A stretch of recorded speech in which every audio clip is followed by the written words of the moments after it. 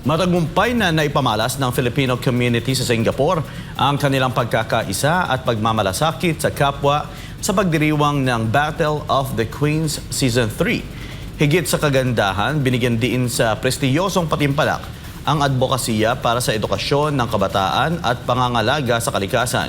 Mag-uulat mula sa Singapore si Renji Modiquillo. Sobrang gagaling. Sobrang different. Nagningning ang gabi sa Bukit Mera, Singapore sa pagtitipon ng mga reyna mula sa iba't ibang pageant para sa ikatlong season ng Battle of the Queens. Sa pangunguna ni Miss Christy Benfield, ang patimpalak ay hindi lamang naging entablado ng ganda at talino, kundi naging daan din para sa fundraising event ng lapis at papel. Ang nasabing charity program na pinamumunuan ni Gracia Grace Esura ay naglalayong maghatid ng school supplies at suportang pang-edukasyon para sa mga batang nangangailangan. Ang Battle of the Queens is actually for all queens in Singapore na nag-join na sila ng mga competitions dito as a beauty pageant. And also, we have the self-advocacy para ma-enhance sa mga Filipinos characteristic in Singapore. Sa lahat ng mga nag-donate sa lapis and papel, na which is we actually partnered with Miss Gracia Grace. She is the founder of Lapis and Papel for sa mga bata sa Pilipinas para makapag-aral matupad ang kanilang pangarap.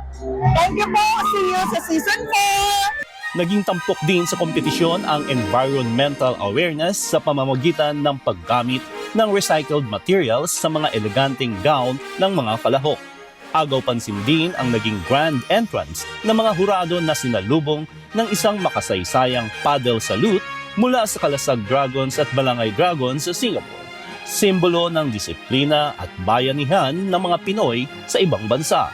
Kasabay nito, ginanap din ang awarding ceremony para sa Runway to Stardom Season 2 kung saan ipinamalas ang mga dream gowns na likha ng tanyag na designer na si Junji Candelario. Sa huli, itinanghal bilang Queen of All Queens si Josephine Hanupol na nagpamalas ng husay at malinaw na layunin para sa komunidad. First of all, I thank God and my team. I cannot do this without them. Whoever wants to pursue this kind of events or anything, just do it whatever it takes. And then you can influence other people and I will continue to influence other girls as well. Ang tagumpay ng Battle of the Queens ay muling nagpatunay na ang pusong Pilipino ay patuloy na nagniningning saan mang sulok ng mundo. Bitbit ang sining, malasakit at pag-asa. Ito si Renji Modiquillo, inyong Global Citizen Correspondent, nag-uulat para sa Diyos at sa Pilipinas nating mahal.